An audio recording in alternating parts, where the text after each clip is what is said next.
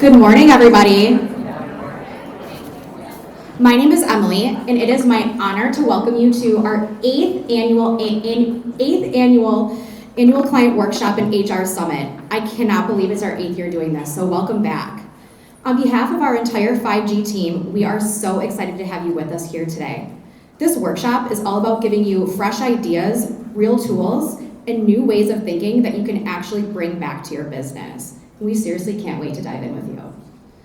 Before we get started, I need to extend a heartfelt thank you to the incredible sponsors who make today possible. We couldn't pull this off without their generous support. It makes all the difference.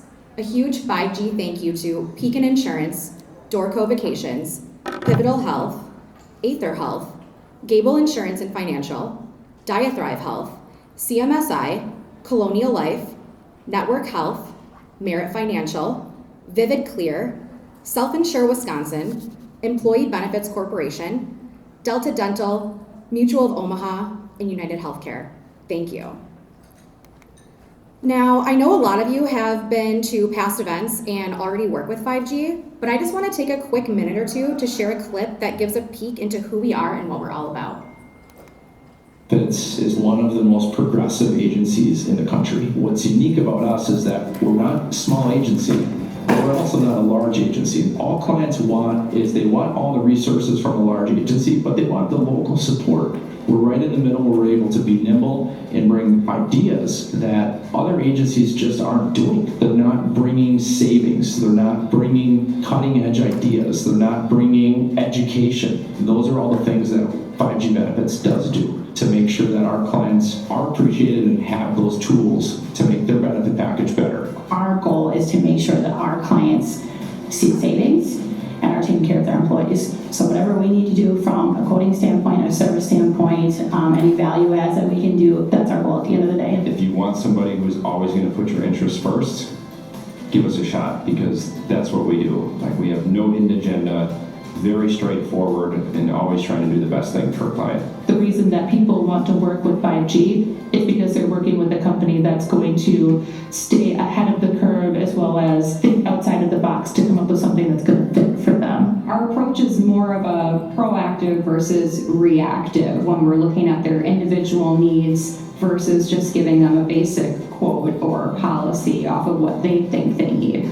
We also are very good at educating our clients, so we offer a number of different things throughout the year that can make sure that our clients are up to date with all the things happening in the industry. We host an annual client workshop at Lambeau Field, which is a one-day, all-day training at Lambeau. We do education, and then we have a keynote speaker. We like to keep our clients engaged. I think something that we do that sets us apart from everyone else is to be able to provide that education piece where I'm able to go in and talk to the employees and explain their insurance policies and explain why it is really valuable. Our goal at 5G Benefits is to bring ideas to employers that they've never seen before, that is going to allow them to stand out from their competition and really become that destination employer in their market. Awesome. So we have grown like crazy over the past few years, and we are now lucky to have 28 absolutely incredible team members across different divisions and locations. The momentum is real, and honestly, we're just getting started. Today, I'm excited to introduce our powerhouse sales and advising team, Tony, Rick, and Kyle. If you're not already working with 5G Benefits yet, definitely find one of them during the event today. They'll walk you through how we can give your benefits package a serious glow up and help you uncover some major savings along the way. This amazing group of women is the engine that never stops, making sure everything runs like clockwork. They're the heartbeat of our sales team, handling the day-to-day support that takes care of our clients and our whole operation humming. Now, last but absolutely not least, this crew handles everything from admin to operations to finance and all the stuff that magically just gets done. They're the behind-the-scenes MVPs, keeping the wheels turning, the lights on, and the rest of those fools out of chaos. So moving right along, I just want to cover some quick housekeeping items. Anyone wearing a bright green lanyard is a 5G team member. If you need anything today, come and find one of us. We're here to help you. Bathrooms can be found both inside and outside of the room. Water, soda, and coffee will be available all day today. Lunch will be served buffet style from 12 to 1. We also have a private viewing suite directly across right over there where you can view Lambeau Field. Definitely check it out. It's incredible. We're giving away some incredible prizes today, but you have to be present to win. Check out the QR codes in the middle of your table if you want to set up a meeting with one of our advisors following this event. And lastly, 5G Benefits has been approved as a SHRM recertification provider. This event qualifies for 3 SHRM credits. The activity ID will be provided at the end of today's presentation at 3:30 p.m. Quickly, I just want to go over today's agenda. You'll also find a copy of the agenda on the inside of your notepad at your table and then on the boards outside of the room. Today's speakers are absolutely incredible. I just want to go over them really quick. We have Tony Gable, owner, founder, and CEO of 5G Benefits, Beth Allen, the compliance consultant at Benefits Compliance Solutions, Cassie Bornick and Emily Regal, both benefits renewal advisors at 5G Benefits, Mike Roach, sales director at The Alliance, Jeremy Roots and David Flackus from Diathrive Health, Tara Wolf, Intercept Care nurse advocate at 5G Benefits, Justin Manning, Vice President of Business Development at Vivid Clear, and then Bree Jens, Individual Health and Medicare Manager at 5G Benefits and Gable Insurance. This afternoon, we're excited to welcome 2 absolutely insane keynote speakers, Chris Zarnick and Leroy Butler, both ready to be absolute powerhouses. I hope you guys are so excited like I am. Where's Leroy? Okay, we gotta break the ice. We gotta get our bodies moving a little bit. We have a quick icebreaker to get everybody moving, so right now, please stand up and take a look under your chairs. One lucky person will find a cutout of Leroy Butler. If it's you, stand up and raise your hand.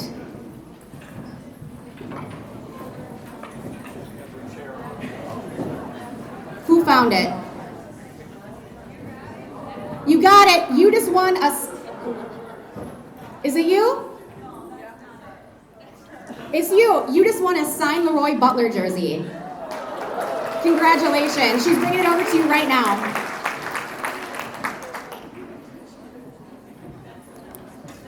Just a few disclaimers. This is just a friendly reminder that this seminar is not to be taken as legal, tax, or HR advice.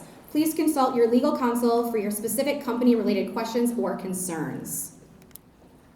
Today's sessions are packed with valuable insights across the most pressing topics in HR and employee benefits.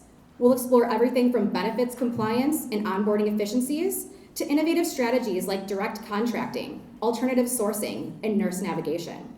You'll also hear about powerful tools offered by 5G, ways to boost employee engagement, support mental health, and manage chronic conditions to drive down costs. Plus, we'll cover how to best support retirement age employees in today's evolving workforce. There's something here for everybody, so let's dive in. First to the stage, please welcome Beth Allen. Beth is an ERISA attorney at Allen Benefits Law and strategic legal consultant with Benefits Compliance Solutions, 5G Benefits compliance partner. She flew in all the way from Texas just to be with us today. Beth advises employers and benefits professionals on navigating complex benefits laws and started her career as a DOL investigator. She's passionate about making employee benefits regulations easier to understand. Please welcome to the stage, Beth.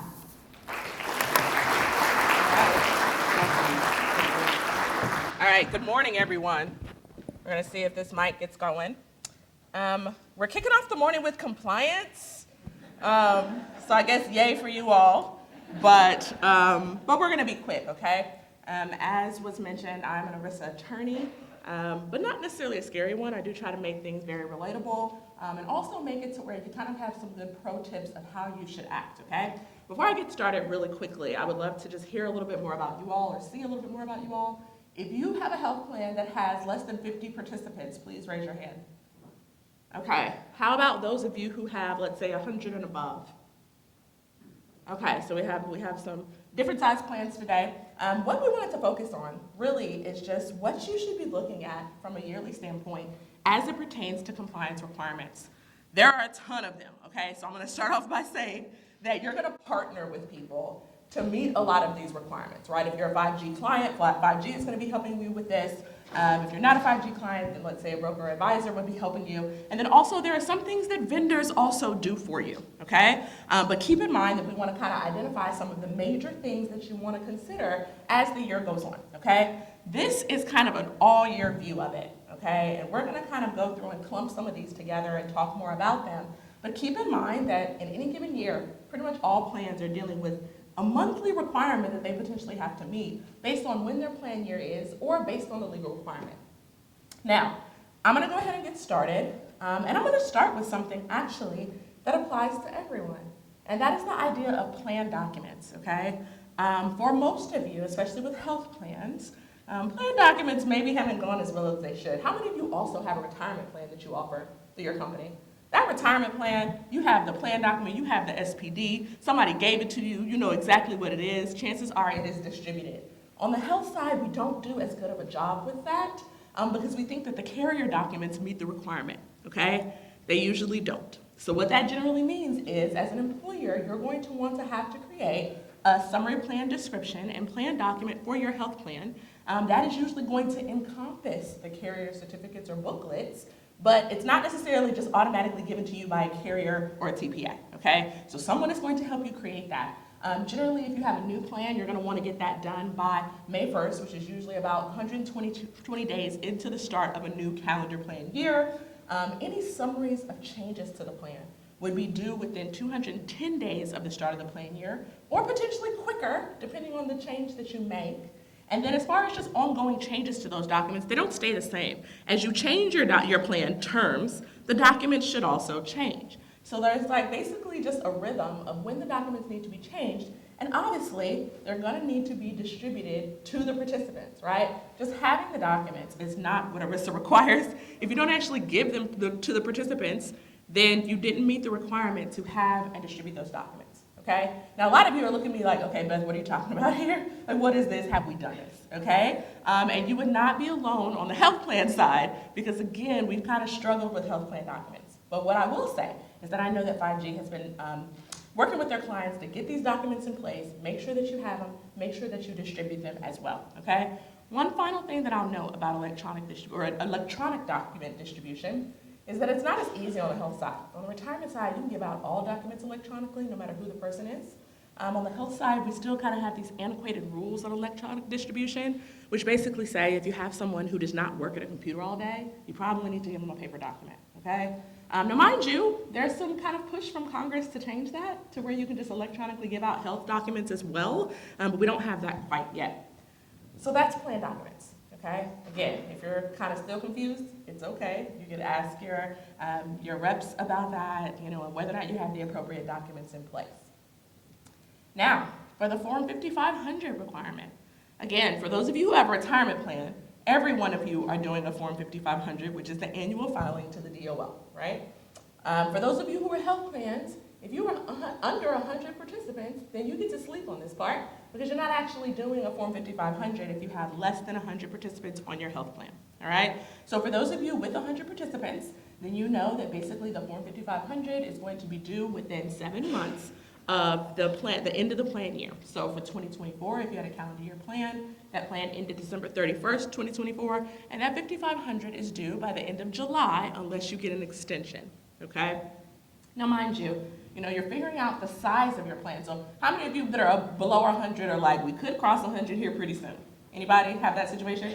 Well, you're going to look at the first day of the plan year. So if you have a January 1 plan, then the number of participants you had on the first day of the plan year is what you're going to count when you determine if you're going to file 5500 for that year. If you had 98 on January 1 in your calendar year plan, you will not have to actually comply with that rule because it doesn't look at the end of the year numbers. It looks at the start of the year numbers, okay? So that 5500 requirement is going to be something that I think more and more health plans are going to have to deal with. Importantly, if you have a plan that is a wrapped plan, meaning that you have dental, vision, medical, right? You are going to count the unique employees that enroll in all of them together. And the reason I bring that up is because some employers get in trouble because, for example, their life insurance is offered to everyone at the company, and that might be over 100, but they're only counting the number for medical. Well, if you wrap in the life insurance to where it is included in one plan with your medical, dental, vision, then you have over 100, and you should be filing a Form 5500. So you want to keep that in mind. And then also, if you're a fully insured, so I asked about size, but how many of you are fully insured? And so that would be like an insurance carrier. How many of you are self-funded or level funded, for example? Okay, so for those of you who are fully insured, you're gonna get something called Schedule A's from the insurance carrier that will be attached to the 5500. That basically talks about the commission that was paid on your plan. It gives other information. For those of you who have self-funded or level funded plans, you are not gonna get a Schedule A. So your 5500 is not gonna include those. And then also, if there is a chance that you're like looking at me and you're like, okay, Beth, we've had 100 people in our life insurance and we've never filed a Form 5500, then you're absolutely in luck because of the fact that, the 5500, penalties are pretty steep. They're like over $2,000 a day. But if you catch yourself, then you can apply to the DOL through the Delinquent Filer Voluntary Correction Program. And you can file as many years in the past that you should have filed for a grand total of maybe $2,000 or $4,000 depending on size, right? And so if that is you and you're like, hey, maybe we were supposed to file a Form 5500 in previous years because we weren't counting everyone we should have counted, then you can fix that and kind of forego some of those penalties if you do it before the DOL catches you, okay?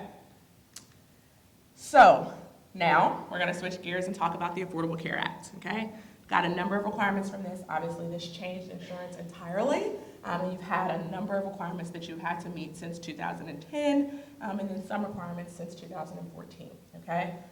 Mind you, for those of you in the room who are above the 50, right, so assuming that you have above 50 full-time employees and equivalents, then you're gonna be subject to the employer mandate, right? And that's the requirement to offer affordable care to your full-time employees or risk a penalty.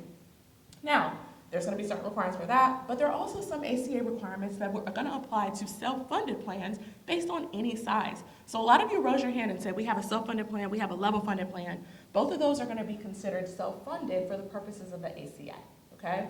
And so when we talk about some of the things that are due there, everybody is providing the cost of coverage on healthcare on their W-2.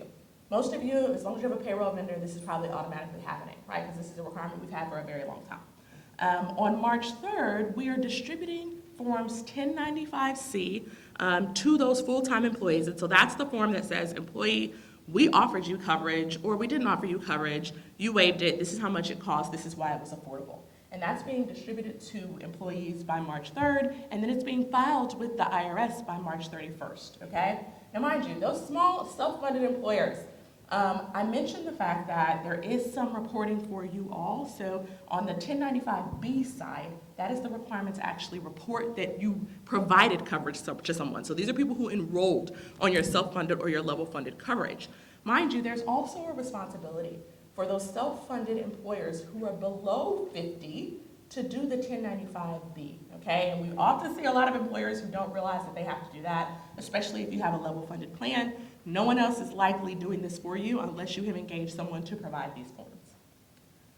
Switching gears a little bit, and I'm going through this information really fast. You'll be able to get these slides and kind of get some of this information. But July 31st, here coming up, is the PCORI fee. And that's a fee basically for patient-centered research. Self-funded, level-funded, you were doing this every year, right? You were paying kind of a minimal fee per covered life. It goes to the IRS. It is filed through the Form 720. Okay, so that is coming up, and you will see 5G, if you're a 5G client, send out announcements to say, hey everybody, we're coming up on the PCORI fee, it needs to be filed and paid, okay? You have a few different ways to calculate the number of covered lives, but that is coming up.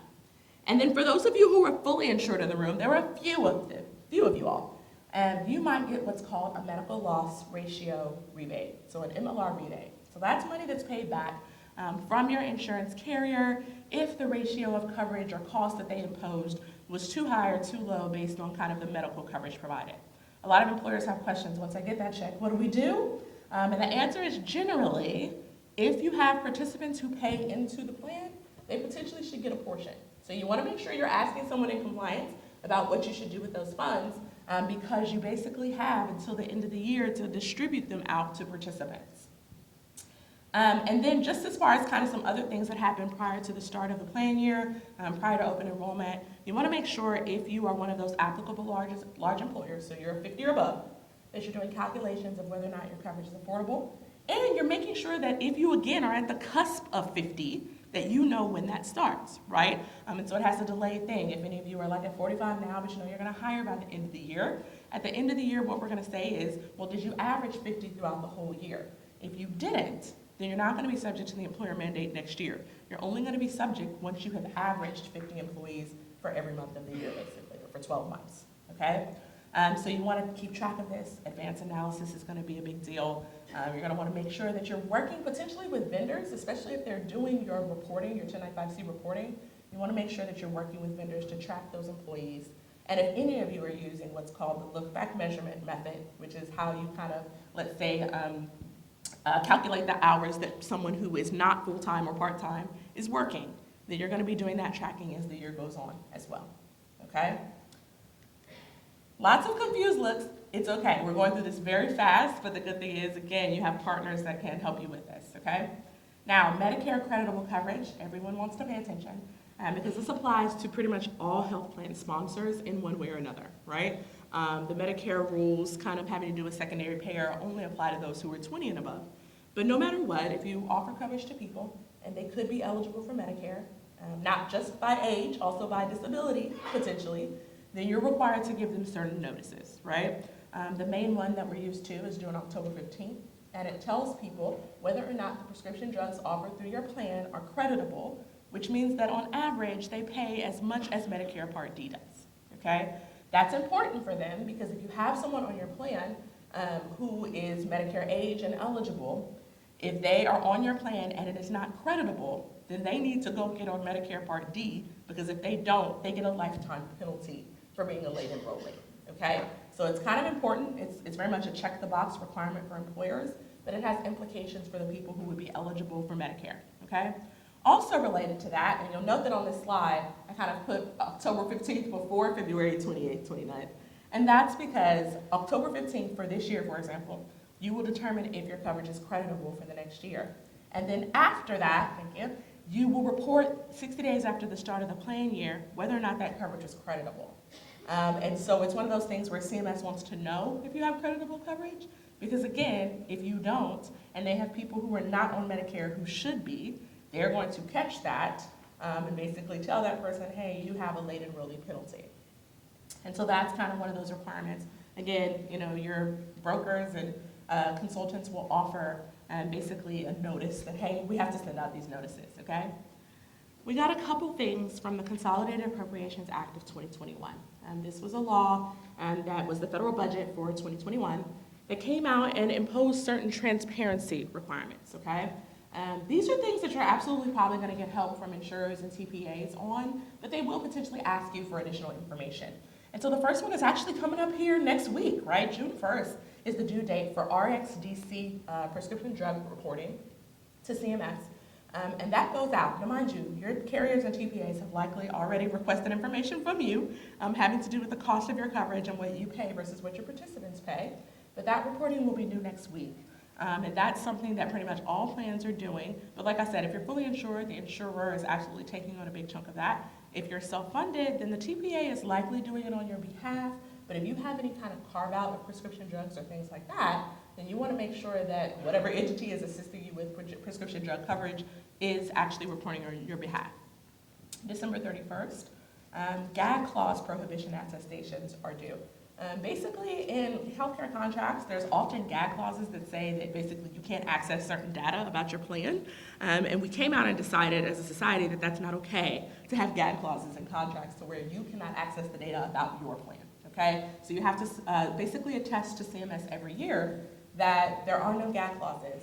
Now, interestingly, your TPA and your insurer likely do this on your behalf, which is kind of interesting from a legal standpoint to me because they're also the entity that would have put gag clauses in there. So having them self-report is a little interesting, but they do that, and so that will be coming up by the end of the year. As far as just some ongoing requirements of all health plans, okay? All of you are dealing with election changes, right? So if you offer your coverage pre-tax, then you know that once they make the choice for the year, they cannot change it unless they have a life event. So you are reviewing those on an ongoing basis. If you are 20 plus, you're subject to COBRA. If you're under 20, then you're subject to Wisconsin's basically mini COBRA law. There are some notice requirements there that are going on. IRS non-discrimination rules are ongoing. Basically, you cannot offer benefits in a way that favors highly compensated people. There are some rules on taxes for if you cover domestic partners and things like that. HIPAA privacy and security is ongoing, as well as if you have a wellness program, then there are very specific rules that apply to that as well. Okay, so these are things that you're just going to want to be mindful of that are going on in the background. Now, just to give you some final takeaways, I have like a minute left, right?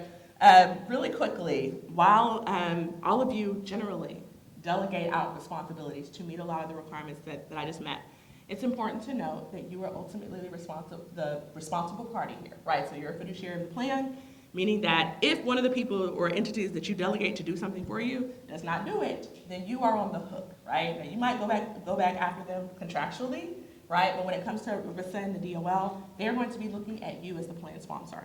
You want to make sure that you meet those deadlines because a lot of those deadline requirements and plan document requirements are very low-hanging fruit from the standpoint of the DOL. So if they ever have to contact you and it's like, oh yeah, we don't actually have a plan document, like that's not a good place to be, okay? Finally, having a compliance calendar is a good way to go, okay? And 5G can help you with that. Like you saw on the first slide, we kind of put that out. But even being able to program into your Outlook, like, hey, this is coming up in a month, we need to figure out how we're gonna comply is a good idea to do. And then also, I will say, in HR, there can also often be turnover. You can also have the situation where somebody does it for 30 years and then somebody new comes in. The continuity there is very important. And if you have kind of new people who are not aware of what is done or how it's done, then they kind of need to be made abreast, okay? Very quick 20 minutes on compliance. If you have any questions, you can reach out to 5G. They submit questions to BCS all the time. We can handle the simple, we can handle the hard, but just let us know how we can help. All right.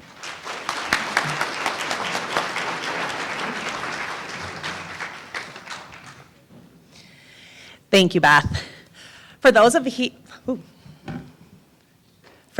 you here today who I do not have the pleasure of working with as of yet, my name is Cassie Bornick, and I am a client renewal advisor here at 5G. I've been licensed for over 20 years, and I'm proud to say that I've served both small and large clients throughout Wisconsin. Over the past 15 years, we've seen a lot of changes. And as an employer, your role and responsibilities have also changed. And they're going to continue to evolve, as you saw with what Beth was presenting. So I'm up here this morning to share with you some different tools and strategies to help you keep up with your responsibilities as it relates to the compliance items that Beth just covered, as well as general human resources administration. So Beth covered a lot of compliance items in a very short time there, and you might be thinking, how could you possibly remember all of this? Or does this even apply to our business and our employees? Well, the best way to ensure that you are meeting your compliance requirements as an employer is to annually set up and utilize a benefit compliance calendar. Now, there are various places that you could possibly find this. It could be a general compliance calendar through a payroll provider. If you're a part of SHRM, they may have something along those lines, might be legal counsel.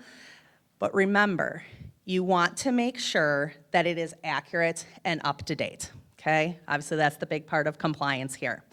Our favorite source to use is the custom compliance calendar that is accessible to our clients through our HR portal, Zywave.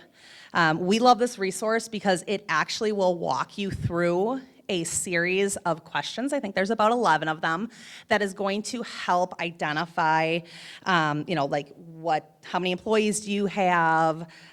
What benefits do you offer? Are your plans self-insured? Are they fully insured? And then from those answers, which again are going to be specific to your company, it creates an easy to follow downloadable document stating what the compliance action is, when it is due by, and in many cases, it'll actually also give you links to sample documents or additional resources related to the topic. So just like Beth alluded to at the very end, having this compliance calendar is really a great jumping off point. Now, some of you may already be using a compliance calendar and you feel confident in its accuracy. That's great, and we commend you on taking the first step. The next step is to understand and having the resource to satisfy the requirement at hand. Sometimes that information may come directly from the insurance company, but other time it may very well be notices or policies that you as the employer are responsible for creating. So do you have a trusted, credible source that you're going to for that information? We all love today's technology. I'm no different. I love being able to Google topics, or now in the world of AI, ChatGPT and all those pieces. But is it published by a trusted, respected, creditable source? Sometimes wonder, could be a fourth grader sitting in study hall, not doing their homework, putting something out on the internet. Okay, so at 5G, we found again that our HR portal partner, Zywave, can help any size company across many different industries, many different places, segments, not only with compliance, but also with the everyday human resource and benefit administration needs. So let's do a quick video here. We're gonna watch how Zywave can help fill that gap.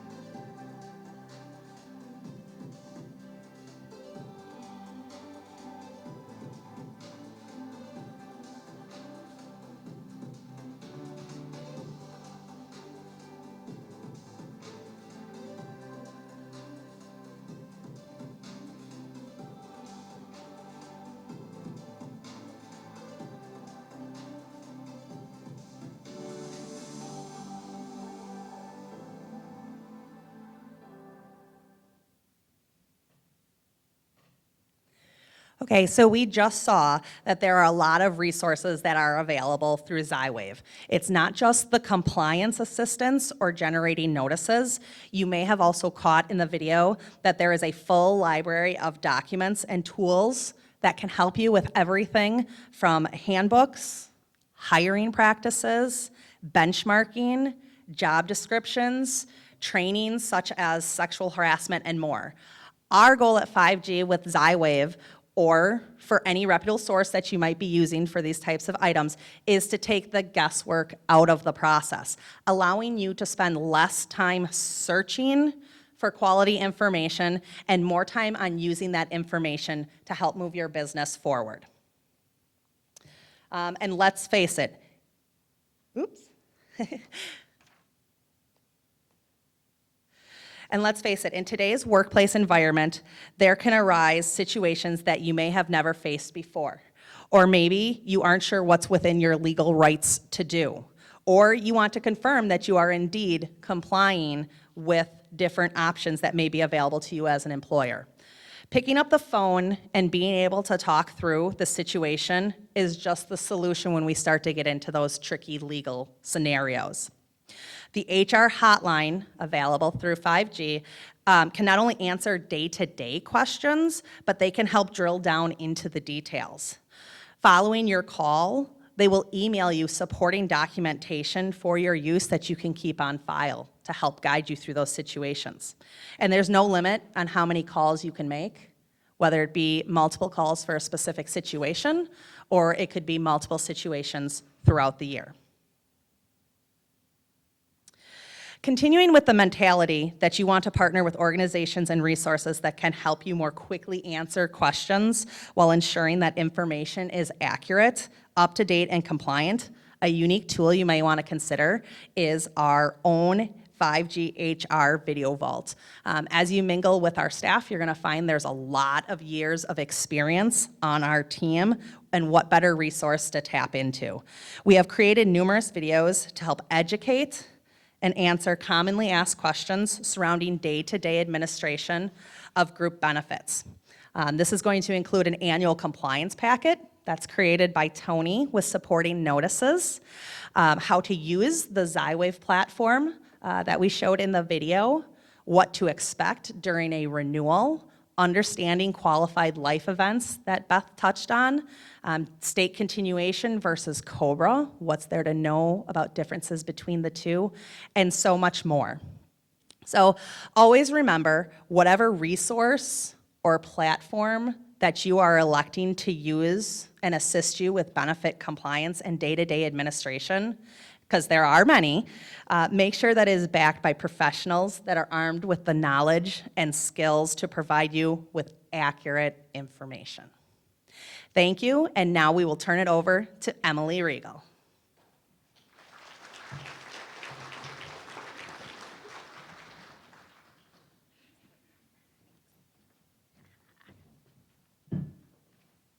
I did find a place for my water, thank you. Thank you, Cassie. My name is Emily Regal, and I'm also a benefits renewal advisor here at 5G. Some of you may know me as the person who holds your hand through renewal and open enrollment process, the one always preaching about beneficiary designation forms and how important they really are to collect annually and make sure you have a beneficiary that's over the age of 18. My coworkers know me as the first one to ask who's in for lunch on any given day. Today, though, I'm super excited to be sharing with you some tips and tricks for engaging your employees during open enrollment. Benefits are something that employees should be excited about. So by a quick show of hands, how many of your employees are really excited about benefits and open enrollment? Weird. Okay, that's okay. It's a source of confusion. We know that it's like this. We know that benefits are tricky. We know insurance is difficult for, the general public to understand. It's due to a couple of different things. One is just the general frustration that I just was talking about surrounding insurance. And two is just a simple lack of knowledge for people who aren't privy to benefits. If you can remember way back before you knew about benefits, you also probably didn't know what a deductible was, or an HRA, or a copay, or how they all work together. They don't teach us this stuff in school, but the algebra, I'm sure, is working out really well for everybody. Employees all have the same general outlook on their benefits. Insurance is tough, it's confusing, I hate it. I hate benefits. That's the warm welcome I usually get when I walk into an employee meeting. But that's where you and I kind of come in and we put the pieces together. My personal passion, I guess, is to kind of educate your employees, because if they don't see your benefits as a valuable benefit and they don't understand it, they're not going to see it as a value in their benefit package. Really, once you've all kind of been through the open enrollment and the renewal process, what I like to do is once we kind of have your annual renewal decision in place or close to it, it's best to set up your open enrollment dates right away. Those are not going to change. So even if you're kind of finalizing different pieces of the renewal or things like that, your open enrollment date, you can set that in stone and kind of move forward from that. I personally like to only hold open enrollment for 1 week, because any longer than that, you have a lot of put offers and stragglers. You'll have to end up tackling these people for their information, and then you have a whole slew of HR issues that we're not going to talk about today. Employee education, like I said, is my passion. The more employee understands their benefits, the more likely they'll continue to be a loyal and relatively happy employee, we hope. Open enrollment is a critical touch point for employee engagement, which we're all trying to do, right? We're all trying to figure out how to engage our employees a little bit more. You have an incredible opportunity at open enrollment to create an experience that's clear, supportive, and effective, and I'm going to talk you through it. Oh, I did know how to work that. Okay, cool. Sorry. Approximately 1 month out from open enrollment is the time to be sending your employee communications. Sorry about that. Even if in the background, like I said, you're still sorting out anything renewal related, it's not going to change. So a month out is the time to send out flyers, emails, something to get everybody excited. Something, I know it's hard, but posters, payroll stuffers. We saw Zywave has a ton of digital content. An additional engagement activity can include something like a survey or a place where employees can submit questions ahead of time. That way we can tailor the messaging a little bit better to open enrollment. Those reminders should continue to go out weekly up until open enrollment. There we go. Anytime from about 1 week before open enrollment, or even on the first day that your open enrollment week launches, that's the time to host a mandatory employee meeting. And I say mandatory for a few reasons. They're a very important piece of your employee engagement puzzle. You'll want to have, again, a plethora of employee-facing open enrollment materials, benefit menus, informational flyers, information on any special programs that the carriers offer that the employees can utilize. I also always recommend having not just your people on your medical plan at open enrollment. Have all of your employees attend, all of your full-time employees.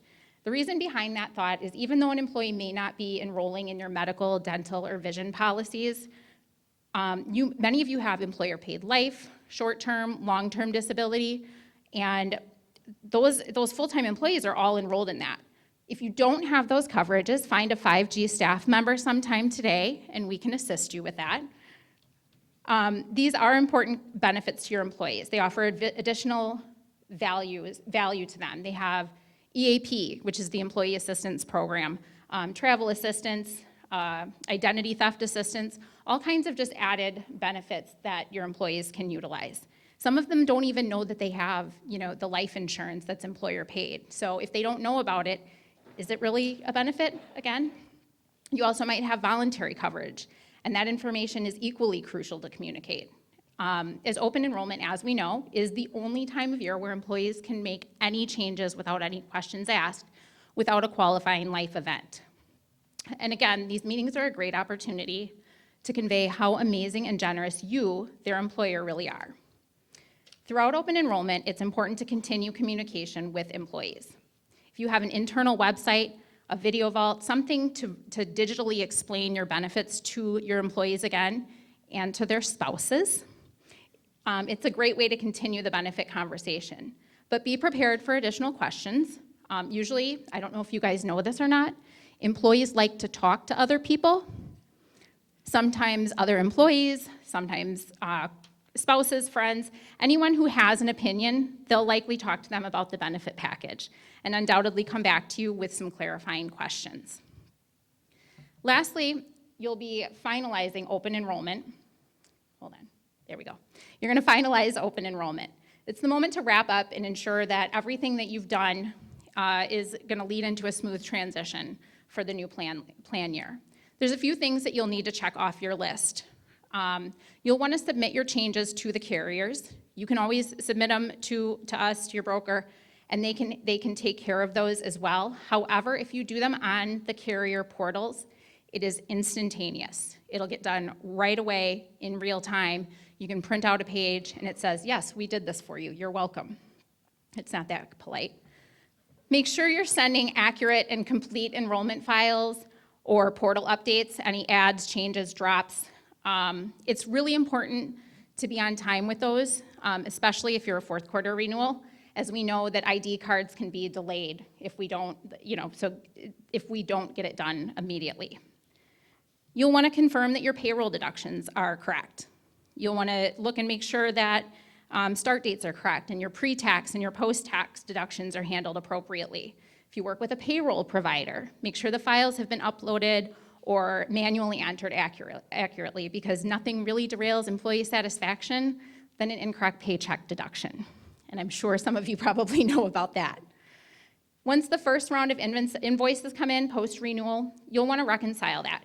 You want to look at it against your records. You want to look for discrepancies in coverage tiers, number of enrolled employees, or premiums amounts. That's your best chance to catch any errors before they persist. Carriers are not crazy generous with grace periods. So anything really after 60 days, if you have a change that you didn't notice right away, they're gonna probably come back with a no immediately. And then, we'll fight them for you, it's fine. But we wanna get those changes in pretty quickly. Open enrollment for you isn't just about kind of closing out this checklist and this to-do list, right? It's making sure your employees are set up with the coverage, that your payroll is aligned, that your billing is correct, that your employees understand their benefits. And once that is finally done, you can take a deep breath and say, I'm going to book a vacation for myself. We know open enrollment is not always easy. When you have kind of the right preparation ahead of time and the right support behind you, it can be smooth, efficient. I wrote on here, and dare I say fun, but I really hesitated saying that because I don't know that it's ever going to be fun. But again, it's about being proactive with everything. You know, the more prepared you are, the easier it's gonna go. So with that, I'm gonna go ahead and turn it over to Tony Gable, our founder and CEO.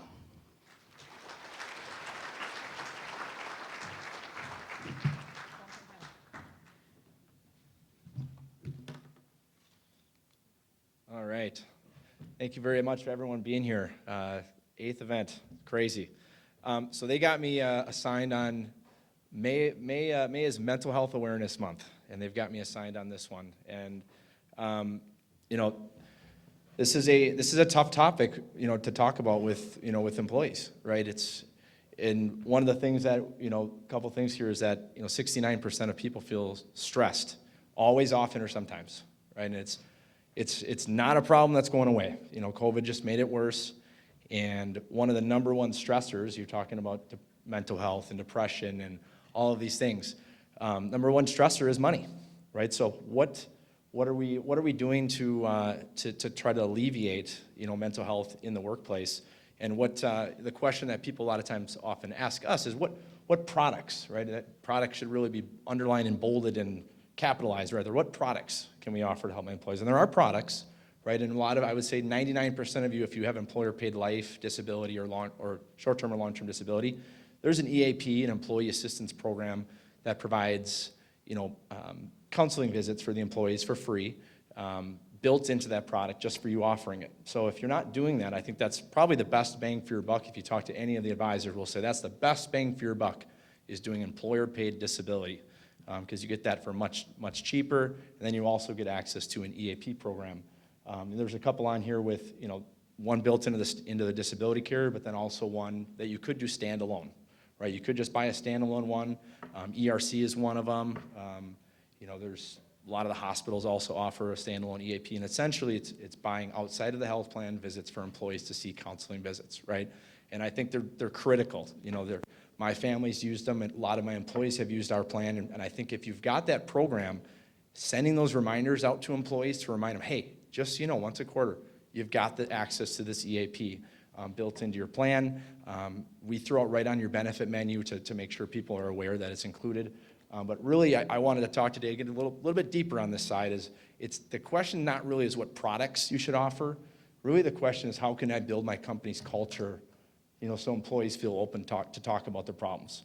So really, this is mental health. It's not all about culture. It's about, stress is a real thing. Depression is a real thing.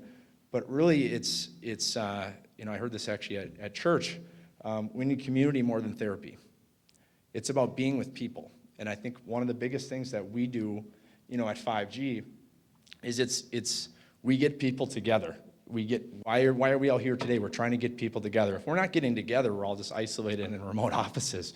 We're all just isolated in an office, in our standalone offices, and we're just isolated. And I think it comes down to how can we build our culture, and how does that translate into mental health, for you individually and for our employees. Just one thing that we do and that I've implemented, bereavement policy. We never talk about bereavement policies really, right? We've got one where I give employees, we've had to use it multiple times in my career, and I'm an employer, right? 30 days for employees that lose a significant other or an immediate family member, and I've had to do it. And it's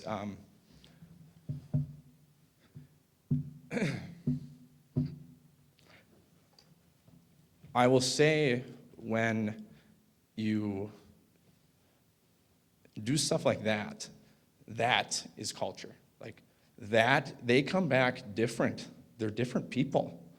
Like can you imagine if you lost somebody and the next day you have to go to work? Like it just is not. We have to start looking at things differently. It's not the products. It's not product. What product? It's what can we do as an employer to do something different? How can we be different? And how can we bring people together? So I put in employee and client events, teamwork, teams. It's not just to do chintzy things. This is to get people to communicate to each other, to get together. And I brought up a good 20-minute talk just at a random golf outing or a random, we've done where we rent a vacation rental for our employees and we let them work from the vacation rental for the day. That's just something, a 20-minute conversation with an employee just talking about their problems is way better than an hour session with a therapist. I can tell you right now. So what can we do as an employer? And you're saying, well, we can't do that. You can do stuff like that. It's just a matter of, yeah, you'll lose some money. I lost some money doing that. You can do things like that, do things, crazy things for your employees to show them that you're doing something different. So allowing that teamwork and building that confidence. We've got a lot of people on the stage for the first time this year, building that confidence, right? And that is how you start eliminating stress, is when you take action. So this, love him or hate him, Jeff Bezos here, stress primarily comes from not taking action over something you can control. So I just want to, a story about, this is kind of our fifth Tony's top 10 thing, is you don't need a floaty, and I'll explain a story in here, of a stressor for my wife is our kids drowning. Like, that is a fear. It is a fear of her. Like, it is water, and my wife and kids do not mix. Like, they just don't. So this picture is of my three boys. I got a 6-year-old, a 4-year-old, and a 2-year-old. And they're smiling in this photo, right? Like, they're swimming. They love to swim, but they have to have their floaty. Not for just them. It's more for my wife, if anything. She does not want them to drown. If they take that off, they're going right to the bottom. Like, it's over, right? So this photo is like the day before we put them into ISR swimming. Because we've done, I've never heard of that. It's survival swimming, right? Like, you throw the baby in and they float. Yeah, we did that. It was interesting, and I'm going to tell a story about that. But we did that after about a couple times we went through swim lessons, like, hey, we go through the swimming and we're dancing and like singing songs, and those are fun, right? But they didn't know how to swim. Like, they didn't learn to swim. They still need their floaty, right? So it's like, how can we get rid of that floaty? So telling the story is, we did ISR swimming for all three of those boys, and had the instructor, and my middle one, the one on the right with the big old smile, that's Wesley. He's kind of like me. He's just like, jump in. He says, go to the top of the playground set, jump off. Like, he's just like crazy, right? So he is, we sign him up, we put him in. The instructor, he's the first one to go. And he's just like swimming around like Michael Phelps. Like, it is like he's laughing, he's having a good time. He doesn't have his floaty on. And all she's doing, like the first sessions, and it's 4 weeks. It's 20-minute sessions for 4 weeks, right? And all she's doing the first couple times is just dipping their heads in the water, right? Like, just getting them used to no floaty, getting in the water. That's going fine. The youngest one, Brooks, he's crying. Like, it's not like crazy, but he's crying. He doesn't like it, right? And he just doesn't want to get his head wet. Now the one behind me, Charlie, he goes next. All hell breaks loose. Like, he is screaming bloody murder. Like, I need my floaty. Give me my floaty. I need my goggles. Like, where are my goggles? And all she's doing is like, all right, Charlie, we just gotta go to the middle of the pool, put your head down, and I'm gonna count to 3. Ready? 1, 2, 3. And he's screaming. He's swallowing water as he's screaming. Like, she's not stopping. Like, she's just gonna keep going. And he's screaming, I need my floaty. Mom, help me. This is my wife on the sidelines, just like, my wife is one of the first people. She is like jumping in, trying to save him, protecting him. Her job is to protect, right? Her job is to protect our kids. And love her for that, right? And she's sitting there like, what did I just sign my kids up for? Like, I'm not ready for this. Like, I need to take him out of this. Like, she didn't say it, but she's thinking, I need to take him out of these swim lessons. Like, I got to get him out of this. I got to protect him. And this went on, like, when I'm saying, Mom, help me. I need my floaty. And it was funny because Charlie, he's like, all right, Charlie, we're going to do this 8 times. Ready? 8. And I'm going to count to 3. 1, 2, 3. Put your head. Oh, no, I wanted this. We have 3 more. 3 more. No, like, Charlie, we have 7 more. And he's like negotiating with her to try to get out of this. Like, and it is like, and by the second week though, what was insane was he started, like, I could see it in his eyes. It clicked that she is not going to stop. Like, I better shut my mouth and continue to do what she's telling me to do, or I'm gonna swallow water, right? It clicked for him, and it clicked for my wife that after that week, that she realized, like, I don't need to jump in and save him. I need to just trust the instructor that I signed up for to let them continue to just push him through difficult things. And I say that because a lot of HR managers are in this room, a lot of business owners are in this room. You're the HR manager mom sitting on the sidelines watching your employees kick and scream over changes. Your employees are my son, Charlie, screaming that they don't want to lose their providers, right? That they don't want to lose their carrier. They can do difficult things, but you need an instructor there to just continue to keep doing. Ready? 1, 2, 3. We're just going to keep going. Here's the process. We have Emily's coming in doing the employee meeting. She's going to come here. We're going to do this. We're going to do this. We have Tara for our nurse. We're going to do this. And we're just going to keep going.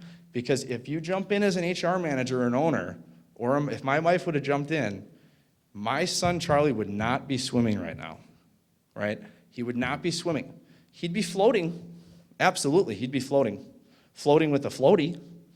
Like, he would be using his floaty, right? So I think the main thing that we have to realize is we can get through very difficult things. We need instructors. I think as part of this, like, you don't need a floaty. And when I say a floaty, when it relates to health insurance, you don't need a big agency. You don't need a big carrier. You don't need a big network.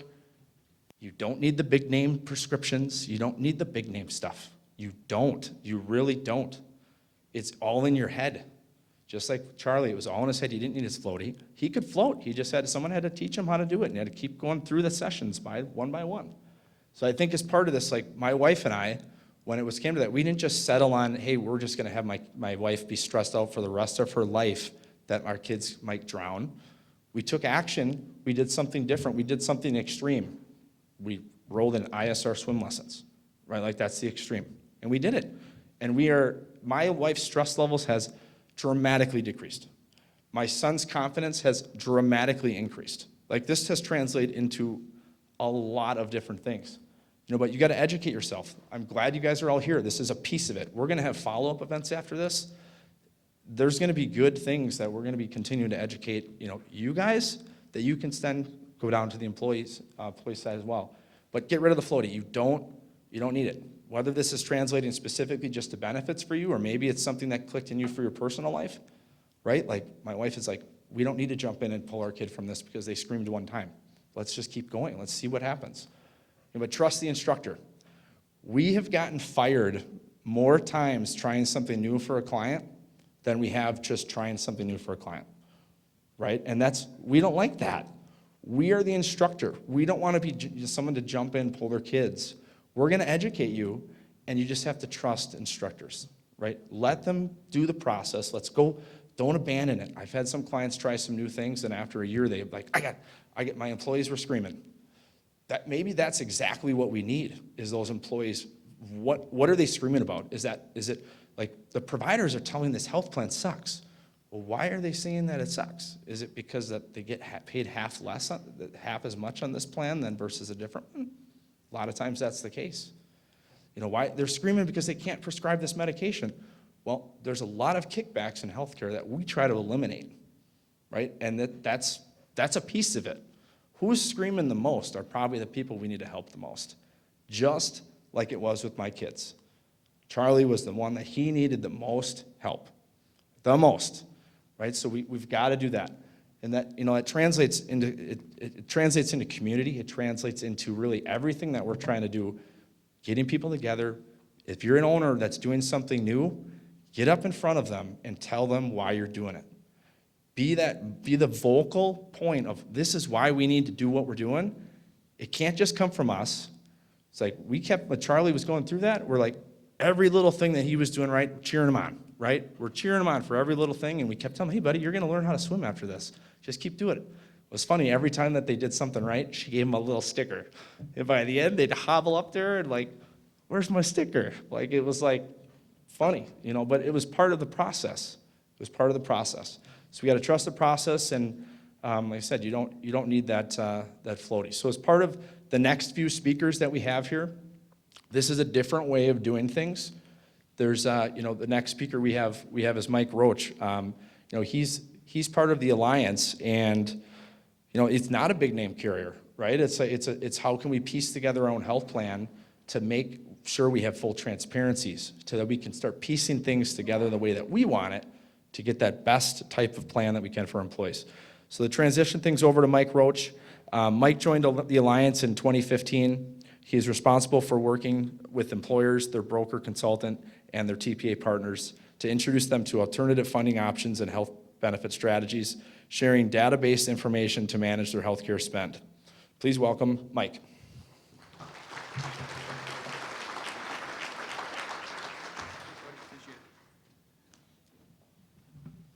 Clickers. All right, they work.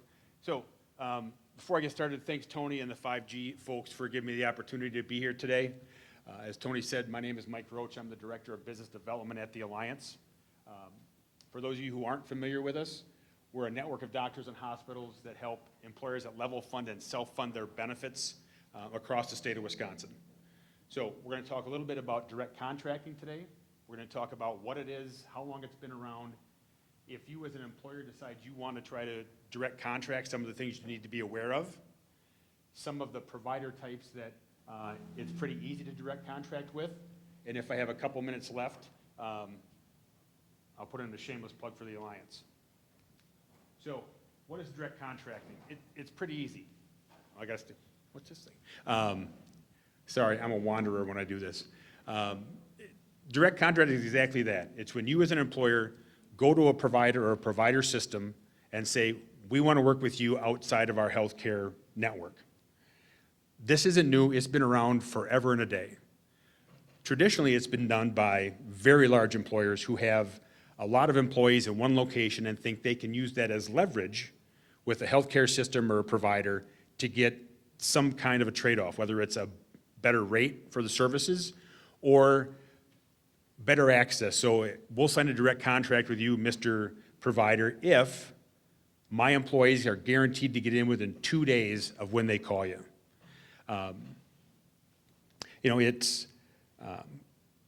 We've seen a rise in this as more and more employers like the folks in this room have started to take a really hard look at that healthcare spend, that second or third biggest line item they have, and try to find different ways to help control it. The other thing we've seen is providers doing outreach to employers. How many of you have had a local provider call you and say, hey, we'd like to talk to you about a direct contract? Anybody? So the provider's doing the same thing. They want to get more business in their door, so they're reaching out to try to do contracts.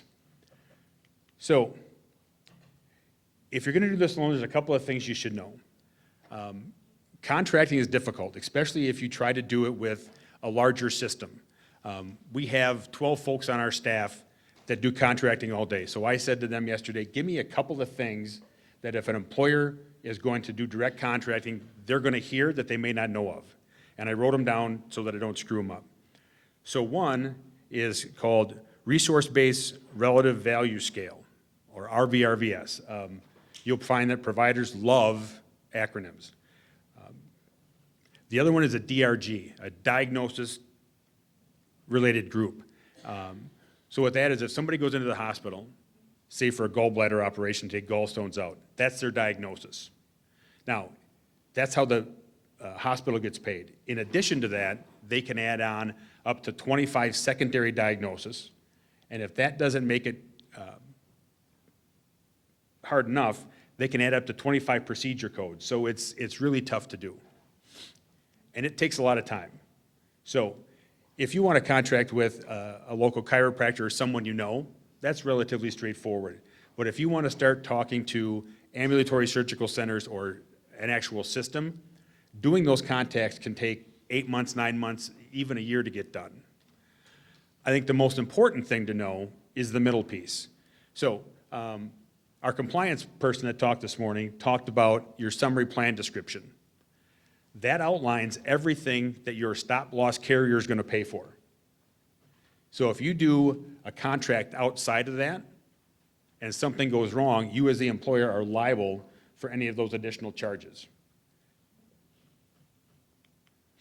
So this says how the Alliance contracts directly with providers, and you can put whatever network you work with. I'm, of course, biased to us. The folks who do the contracting with the Alliance are on the outlook every day for value providers that come into a market. So most of those are independent providers outside of a system. So think of an OSMS here in Green Bay. They do spectacular work. They do it for a better rate than what you get with most systems. And the folks that we have on our contracting team understand how things are done, not only historically, but what's coming down the pike. So you'll see more and more providers talk about doing things on a bundled arrangement. So for those of you who don't know what a bundle is, that is everything that goes on with a knee replacement, from the first time you talk to the doc about having that knee done until you walk out the door after surgery is all covered for one price. And it is almost always less expensive than going in and paying for the sutures, the Band-Aids, the nurses, the anesthesiologist. The other thing that you're going to start to see more and more of is called total cost of care contracting. Things that include even your prescription drugs in there to make sure that you as the employer and your employees understand exactly what the cost of a service is before you go in. Because healthcare is really the only thing that we purchase as American consumers that we don't know the price of when we walk into the office. You know, how many of you would walk into a car dealership and buy a truck and they say, well, we'll send you a bill in 6 months? Nobody's going to do that. So, who will and who won't be a network contract with you? All the big systems, the ambulatory surgical centers, the folks that are doing the more complex care, that's what networks are great for, because we have the resources to get those contracts done. How many of you have heard of independent primary care, like a Novia Health up here in the... There are a growing number of independent primary care providers, cash pay providers. There's one down in Manitowoc called Renovo that don't contract with networks. These are great places to go do direct contracts for yourself. The biggest reason for that is access to care. So how many of you have had to get new care established with a provider in Wisconsin? Anybody in the last year? So how long did it take you to get in to see the doc? Yep. So the average in Wisconsin is about 6 weeks. So what we do as a network is look for providers that can cut that time down. Independent direct primary care providers that you can contract with, that time is generally a day, maybe 2. So access to care for your employees is one of the things that we talk about. I know I've had some long conversations with Tony and his team about it. Almost more important than the cost these days, it's I'm paying a lot of money for my health care. I just want to be able to access it. So independent direct primary care providers and cash pay providers like Renovo or Solstice down in Milwaukee are becoming more and more prevalent in the market. So I'll give you a quick minute on the Alliance, and then we'll get Tony back up here. So the one thing that's really different in our network than others is we don't tell you how to put that plan together. We come in and say, these are the providers in our network. You tell us how we can construct this to make it work best for you. One of the great things about having 5G as your broker is they understand our network and how it pieces together to make your benefits plan do the things you want it to do and accomplish your goals. So that's what I've got, Tony. We're back on time. Look at that.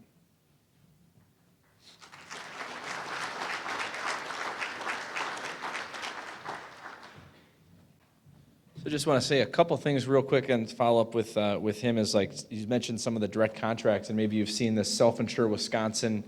A lot of people are on that specific plan.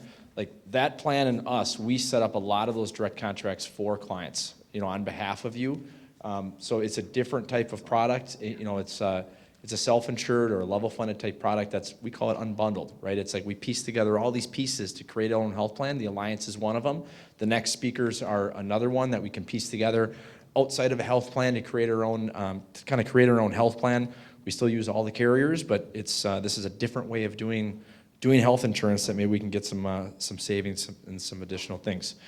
So this next one that we have is included in that self-insure Wisconsin model. If you're on a different type of plan, we love Network Health and use the United Healthcares and all the other ones of the world, you could do it outside of that and we could still use them. But at this time I want to invite our roundtable, or I'm sorry, this is a total wrong one. You're not the round table. All right. We have Jeremy and David.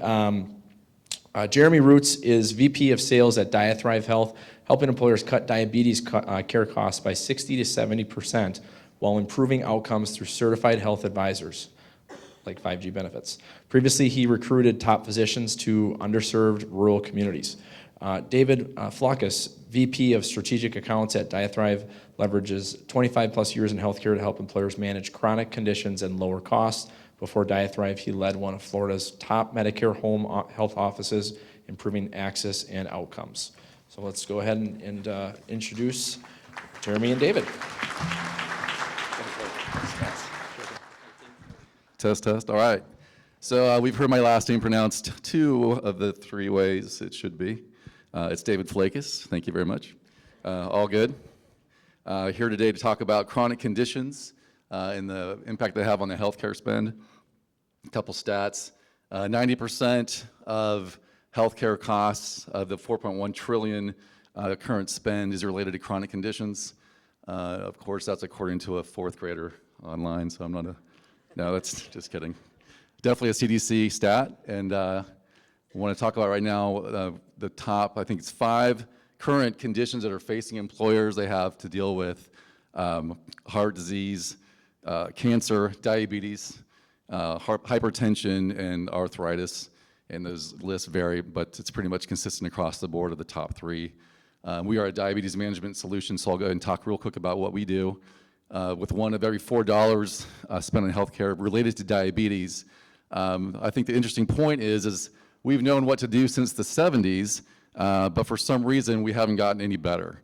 And one of my thoughts on that vein is that in our industry, we've gone down the AI path, which I think AI is providing a lot of really great things out there for us, but I also feel like it's overcomplicating some other things, and I think diabetes might be one of the things that they've overcomplicated. So our founder kind of looked out across the world and saw that engagement for the most part is less than 5% in this space, and so he was like, well, why is it that? And so we got with Bill Polonsky and the Diabetes Institute, Behavioral Diabetes Institute, and identified the barriers to taking care of themselves. And so financial is obviously, that makes a ton of sense, right? You're having to decide between copay and coinsurance, or groceries and gas. Guess what's going to win? Or school supplies. So Diathrive eliminates that because we get rid of copay and coinsurance. We invoice the employer directly. Then we have access challenges. Depending on where you live, you may not be able to get to a pharmacy that has diabetes supplies. You may not be able to get to an endocrinologist. I think Mike was talking about getting into the doctor in an timely time frame. Sometimes it's 6 to 8 weeks to get in front of an endocrinologist. Well, we offer unlimited supplies delivered to the home, and then our health advisors, who are RNs and certified diabetes care and education specialists, can offer us that bridge in between the meetings with the doctor. And that's one of the things that they do. We address type 1, type 2 gestational, and juvenile diabetes, which I think Jeremy's going to offer an example here coming up. And I think probably one of the biggest things is we address the psychosocial barriers. A lot of times, people don't understand the impact that the psychosocial side has on taking care of themselves. And I'd like to offer, I think he'd mentioned that I was in home health care for 20 years before this world.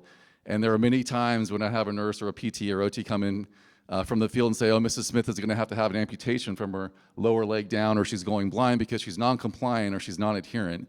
Well, we don't use that language at Diathrive. We know for a fact there's a reason behind Mrs. Smith not doing what she's supposed to do. And these are the psychosocial reasons, and this time, knowledge, effort, anger, fear, frustration, depression, becoming overwhelmed with the burden of that, feelings of hopelessness.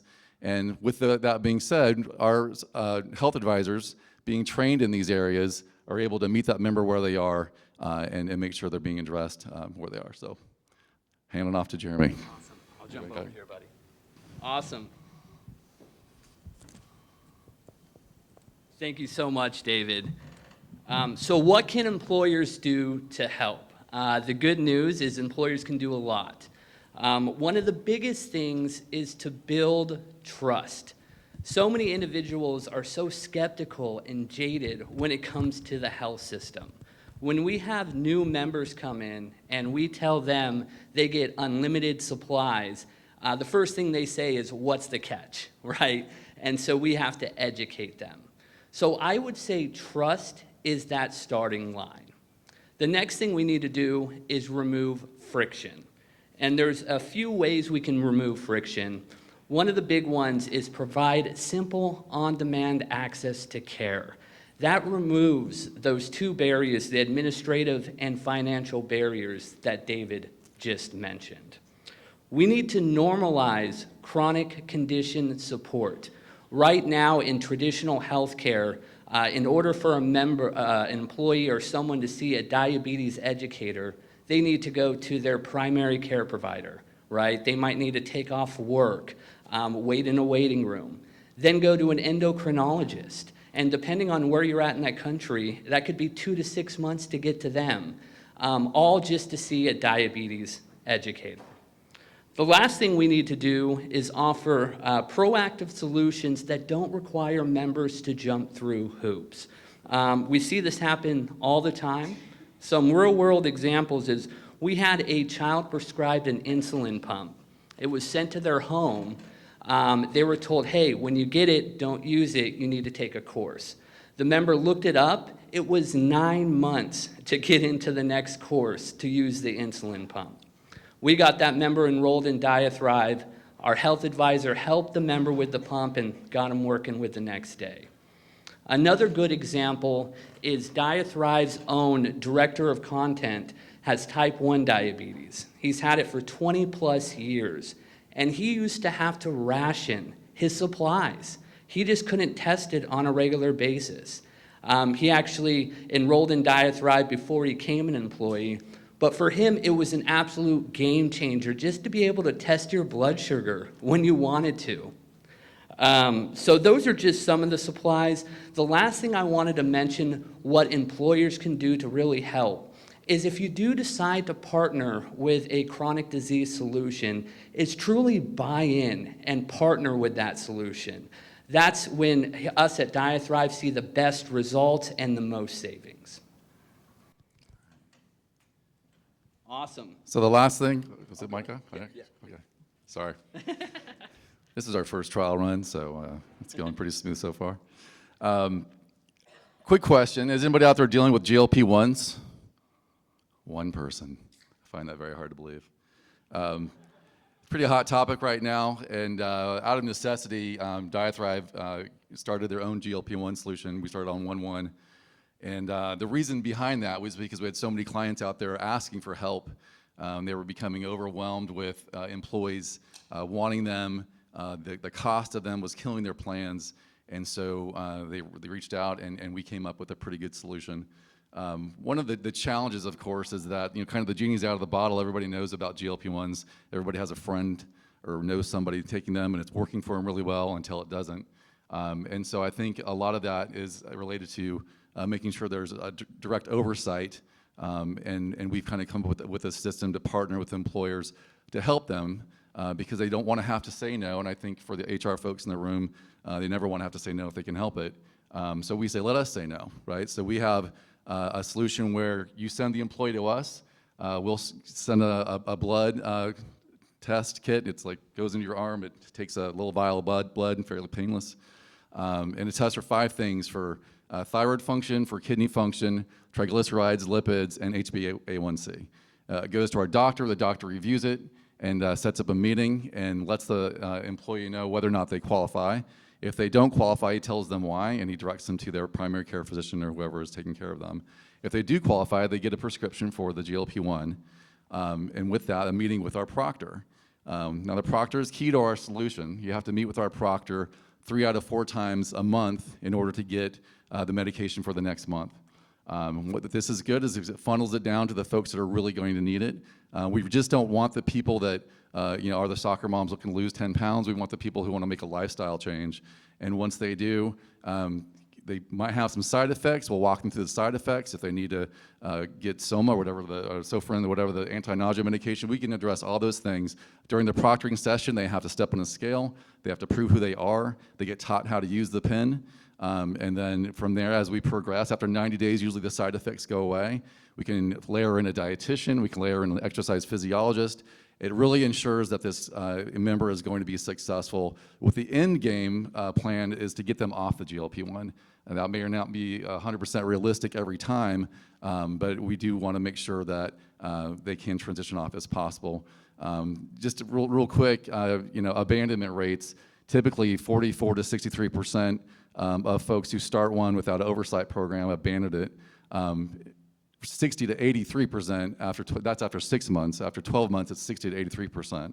And the problem with that is they go back to where they were before, and it's typically worse.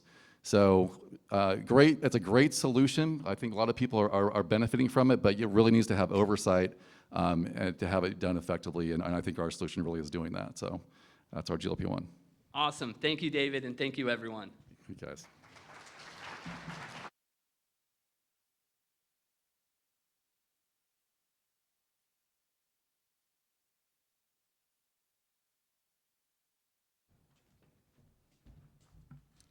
Thank you, Jeremy and David. So my name is Tara. I have been a nurse for about 13 years. Over the course of my career, I have had the opportunity to work in family practice, pain management, and OBGYN. For the past 4 years, I've been working in the insurance side of healthcare, focusing on self-funded and level-funded health insurance. Why on earth would I make the change to health insurance, I'm wondering, you're probably wondering? Well, I went from clinical hospital nursing to the insurance field because of the hours, right? No, it's because I saw firsthand the challenges within the healthcare system. I often found myself referring patients for necessary services, fully aware that that the costs were super excessive and they were probably not going to get their services because they couldn't afford it. I knew there were more affordable options available, but I wasn't in a position to share that information. Sorry. Now I'm passionate about using my experiences to help others navigate the healthcare system more effectively. I love educating both employees and employers on how to get the most out of their health plans, especially through cost savings strategies and steerage opportunities opportunities that make quality care more accessible and more affordable. This discussion will focus more on Self-Insure Wisconsin plans and the value that advocacy and nurse navigation provides. If you're not currently enrolled in this plan, that doesn't necessarily mean that you don't have access to similar resources. I encourage you to call the number on the back of your insurance card and discuss what navigation options or coordination services are available with your health plan. So what is nurse navigation and advocacy? One of the key advantages of self-funded or level-funded health plans, especially when paired with nurse navigation, is that they empower your employees to become more informed and proactive healthcare consumers. This model encourages individuals to advocate for their own care, seek high-value providers, and ultimately save money for themselves and for their employers. These plans are designed to support smarter decision-making by helping employees understand their options, navigate the healthcare system with confidence, and keep more of their hard-earned money in their pockets. At the same time, employers benefit from reduced overall healthcare spending. Many employees will default to using the hospital facilities where they first see their provider without realizing they have options that could significantly reduce costs without sacrificing their quality. For example, an MRI performed at a hospital facility can cost between $4,000 and $8,000. However, through direct contracts and partnered standalone imaging centers, the same MRI can cost as little as $600, with no difference in the quality or the results. So the first way to access Intercept Care is for employees to proactively contact the number listed on their insurance card after receiving a referral outside of primary care. So for example, if you go into the doctor's and you have knee pain and you need a referral to see an orthopedic physician, they're going to send you within their hospital facility because they want to keep that money in their pockets.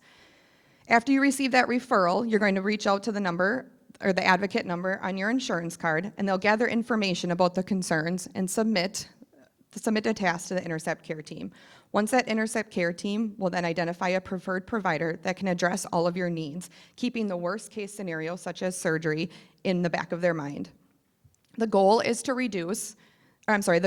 refer employees to a facility that can manage all necessary services at one location, eliminating the need for multiple locations and multiple appointments at different locations. For instance, a facility that can provide consultations, imaging, physical therapy, and surgery all under that one roof. The second way to access Intercept Care occurs when a prior authorization is initiated. During this process, the Intercept Care advocate may identify that the requested service, often scheduled within a hospital facility, can be provided at a more cost-effective facility. When the opportunity is recognized, the Intercept Care team will proactively reach out to the employee to present an alternative option. If the employee agrees to the change in location, Intercept Care will coordinate with the referring physician to have the necessary orders sent to the new facility. For imaging services such as MRI or CT scans, those results will be returned directly to the ordering physician to ensure continuity of care and support in the next steps in treatments. So here are a few savings examples that we've experienced thus far and redirected employees to better cost savings alternatives without sacrificing the quality or making more work for the employees. These cost savings alternatives have been communicated to employers with the understanding that making conscious, value-based healthcare decisions, they are helping to maintain stable premiums year after year, and even in some cases reducing those premiums. So as you can see, these numbers are insane. The biggest ones I want to point out are Humira specialty medication. So that's about $14,400 every month for the cost of the medication. We outsource medications. We have opportunities to get medications from pharmacies like International Pharmacy, around $1,200. So that's a $13,000 savings to your health plan every single month. The next one is also medication. One thing to point out with the hospital costs is that $86,000 only includes the medication. It doesn't include the facility fee. It doesn't include the doctor fee. It doesn't include anything else but just the medication. Whereas at $45,000, it's an independent Milwaukee facility. That includes everything from start to finish. It includes the facility fee. So you can plan those premiums ahead of the year because you know that's what the cost is going to be throughout that whole entire year. Another one is the screening colonoscopy. So that's $6,748 is at a hospital facility. That doesn't include any pathology. So if it's screening facility or if it's screening colonoscopy, that's a covered benefit with the health plan at 100% until you have a polyp removed. It's no longer a covered benefit with the health plan because it's getting sent out to that polyp is getting sent out for pathology, and now the employee is required to pay for that polyp, every pathology. Every pathology charges about, I would say, $300, $400. So if you have 4, 5, 6 polyps, your employee is going to be looking at a couple $1,000s. Whereas if you go to the standalone facilities, they include the pathology. So that $3,100 is an all-inclusive price. That means that it's going to be charged as a screening and there's going to be no secretive pop-up cost for those pathologies like you would if you were to go to a hospital. Next, I'd like to share a few case studies where I've worked directly with employees to identify alternative care options and cost savings opportunities. These examples highlight how guidance and nurse navigation can lead to more affordable, high-quality care. So case study number 1, a 59-year-old employee with a diagnosis of multiple sclerosis requires Ocrevus infusions every 6 months. The employee is currently under the care of a neurologist affiliated with a hospital facility where both the consultation and infusion takes place. The hospital cost for that infusion is $29,000. Unfortunately, I had to estimate that facility charge because I left messages, probably 10 messages for the facility, and they never returned my phone call, so they weren't very transparent like they're supposed to be. But that infusion cost is around $12,500 if you went to a standalone facility. So by transitioning from a hospital-based infusion to an outpatient infusion center, the employer and health plan have substantial cost savings, upwards of thousands of dollars, and in this example, it's $16,000. Ocrevus is usually completed every 6 months, so it's a significant savings every 6 months. They still maintain the same standard of care as if you went to a hospital facility and sometimes even better care. This model demonstrates how strategic partnership and pharmacy sourcing can significantly reduce healthcare spending without affecting treatment or quality of care. So one thing that we're able to do with infusion centers is we can do what's called white bagging medication. So we can use our pharmacy benefits and get that medication at wholesale or manufacturer cost and have it sent to these standalone facilities. So you don't have that upcharge in the medication as you would if you went through a hospital facility. So case study number 2, a 45-year-old employee has been under the care of an orthopedic physician within a hospital system. Following an MRI, she was diagnosed with partial rotator cuff and calcium deposits in the shoulder. The orthopedic specialist recommended surgical repair as the only option. So I discussed with the employer that if surgery is being considered, surgery centers, also known as ambulatory surgery centers, are preferred and offer several key advantages, such as lower cost, leading to savings for both the employee and the employer, often up to 40 to 60% less than some procedures performed in a hospital facility. Higher quality and lower risk for infection, since surgery centers often specialize in the type of outpatient procedures they're completing. They maintain safety and quality standards, and many have outcomes that are equal to or better than those in a hospital setting. They also don't treat acutely ill or high-risk patients, so the acquired infection rates are significantly lower, all while offering faster scheduling and shorter wait times because they're not doing multiple surgeries at the same time. So by encouraging your employees to consider high-value care options like surgery centers, you can help reduce overall healthcare spending while still ensuring with your team that they receive high quality and safe care. So case study number 3, a 53-year-old employee has experienced chronic lower back pain for over 30 years. She's currently under the care of a PMR physician, which is a pain management physician, sorry. Where she receives quarterly steroid injections and nerve ablations as part of ongoing treatment plan. Multiple MRIs have documented degeneration and arthritis in her lumbar spine. The current care team has ruled out surgery as an option and recommend continued injections and ablations every 3 to 6 months for the rest of her life. So this repetitive long-term approach places a continued financial burden on both the health plan and the member with no long-term resolution in sight. The employee was referred for a second opinion and a fresh perspective on chronic back pain. After thorough review of her clinical notes and past MRI results, it was recommended that she utilize regenerative medicine. Regenerative medicine in this case was PRP, which is platelet-rich plasma. And then it was going to be done in her lower back, SI joints, and then if they noticed any other areas upon ultrasound or imaging that they do in office, they were going to do a little bit more in the areas of concern. Although regenerative medicine is not considered standard patient care, it's important to recognize that treatment should not follow a one-size-fits-all approach. What works for one individual may not be effective for another.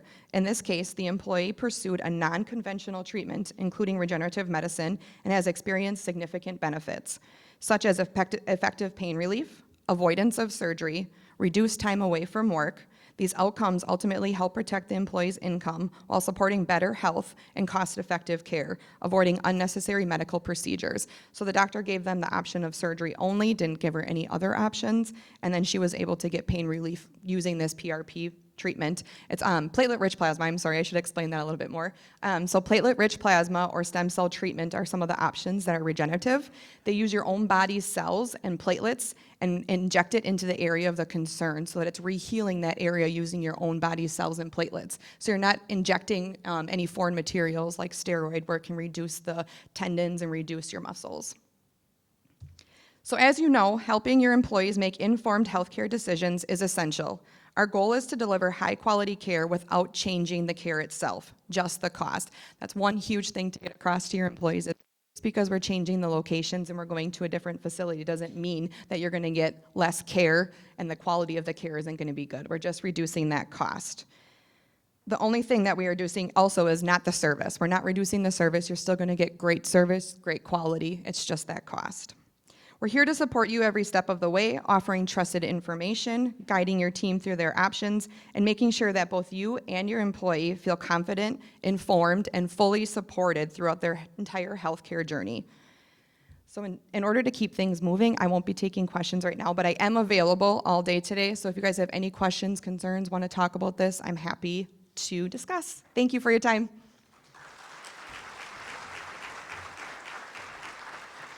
Thanks, Sarah. Yeah, so that's exactly why we hired a nurse within 5G and we started Intercept Care. So Intercept Care is our brand, and it's included for any of the clients that are on that Self-Insure Wisconsin. I just want to say really why is because when we're on that product, we actually get real-time access to the prior authorizations, and we can see it in real time. That's why Tara can do that Intercept Care and do it in real time. We don't get that access with any of the fully insured carriers or really any other carriers. We don't have access to it. So we were able to up our game. We're not just looking at quotes, we're looking at costs of the healthcare. Because at the end of the day, if we can keep the claims down, we can keep the costs down. Right, so I've got our next speaker here, another piece of way of how we're keeping claims down, especially on the prescription side here.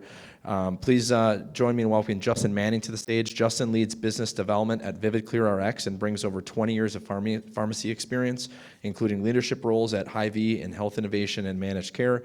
A doctor of pharmacy graduate from South Dakota State University, Justin is known for his strategic mindset, strong relationships, and deep expertise in healthcare. Welcome to the stage, Justin.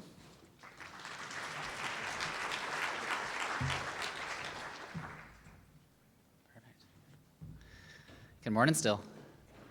So diving in real quick here. So recently, kind of again, why pharmacy is a big deal and why it's starting to be a more concern for employer groups. Recently, a survey from the Business Group on Health stated that 76% of people were very concerned with their RX costs, right? And I'm sure many of you in this room as well are experiencing that same feeling with your guys' plans and your costs and trying to control that cost there. The other chart here on the side here, I like to show, really kind of shows the trend of the prescription drug costs and how it is continuing to increase and kind of being more of a bigger component of your healthcare spend at your employee benefit plan. And right now it's about 25% of most plans. I have actually seen a couple plans last year, and I'm sure I'll see a few more this year, where actually the pharmacy spend was bigger than the medical spend. So we're starting to see that trend, especially with some of these large, high-cost medications that we'll talk about a little bit later here as well. The other thing here I like to kind of show is this kind of quickly shows where spend is at today and what's really driving that cost of your spend on your plan. And so this is looking at a plan across the board, kind of pulling some Springbuck data in and looking at from 2023 to 2024, where was the increase in those costs from a PMPM stamp for a total for a plan. And if you look at the top drugs there, and I know it's really small, the top 3 or 4 costs there are actually all drugs. It's all spending on the pharmacy side of it. And actually the very first one there is actually specialty drugs. If you go 2 more later, it's medical, channel specialty drugs, and another one, a couple over, it's brand name drugs. So again, pharmacy is driving the increase in costs right now in a lot of the health plans. And so again, trying to control those costs, and we'll kind of talk about some solutions of that today. So as I mentioned, that first one there, that was the biggest driver right now is specialty drugs, right? And so I'm sure most of you guys all know about specialty drugs, but just a real quick high level, what is a specialty drug? It's typically a very high cost medication, high complexity, has kind of special pharmacies that it has to go through. But it's typically used for kind of those rare and chronic conditions, hepatitis C, it's used for rheumatoid arthritis and hemophilia, HIV. Those can all get kind of classified as a specialty drug in the space, and those are the drugs that we're trying to control those costs on. So again, why do those specialty drugs matter? Again, they're driving about 50% of most plan spend, and they're only impacting about 1 or 2% of your members. So it's a very, very small population of your employer group that's actually being impacting on this spend, and they're driving a huge amount of cost for your plan as well. So one of the things that you can look at is how can you, again, work with a PBM or a pharmacy benefit manager to help, what solutions are they putting in place for your plan, or what could you be putting in place for your plan to control those costs, and at least make sure if it is the spend we're gonna have, it's the right spend. So a couple different things that you can look at and have questions and conversations on, especially with your brokers and consultants, is again, how are they pricing their specialty drugs in the first place? So a lot of plans will price their drugs as an effective rate and a discount. Some will actually price it as an individual price. And so you can get better pricing typically in that generic and biosimilar space, especially if they're pricing it at the individual drug level and they're not just doing an effective overall discount for you.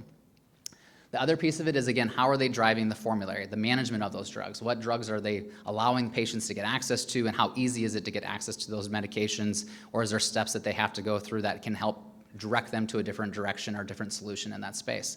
So a lot of that is coming through with biosimilars and generics. There's a lot more drugs coming out in that space. We'll kind of talk about 2 here on the right-hand side, but I'm sure you guys are all familiar with Humira. Humira now has a biosimilar. There's multiple out in the marketplace. Is your PBM using those biosimilars, or are they not using those biosimilars? There's huge cost reductions there. For example, on this one, Yosemite is $635. Humira used to be, is $6,500, $7,000 a claim. So drastic increase in, decrease in spend. And again, it's very similar medication, being a biosimilar, and can provide those extra savings to that client and that member. Another example here is Stelara. That's the latest one that just came out. Stelara is a $26,000, $27,000 medication. Altufi right now, actually through some different relationships like Mark Cuban, you can get Altufi for $1,400. So if you have a member on your plan that's taking Stelara, you can see some pretty quick reductions in cost by just having those different solutions in place or different levers by using a PBM that has those options for your plan. The other big thing you always ask is which biosimilar are they using? Because there even is some different biosimilars in that space, like the Altufi for Stelara. There's other ones, though, that are still costing $6,000, $10,000. Yes, they're savings, but could they be saving more? And are they using the ones that are driving better rebates or dollars for the PBM, or is it saving you money as a client? And those are different things to look at and have those conversations as well from a PBM perspective. We'll talk about some other cost-saving solutions here too, but again, Mark Cuban Cost Plus. I'm sure you guys have all heard of him and what he's doing with his company a little bit, but there's some good cost-saving solutions with that program as well. Kind of talking through specialty carve-out programs. So a lot of employer groups are using different variances of this. Some are using all of them, especially as it comes to kind of carving out specialty pharmacy and saying, hey, let's channel this through some different options in that space. So the first one is actually used in both the specialty space and non-specialty space. It's copay assistance. So it's just like a drug coupon card that you take to your local pharmacy, and they're going to apply that. They're going to bring that copay down for the member.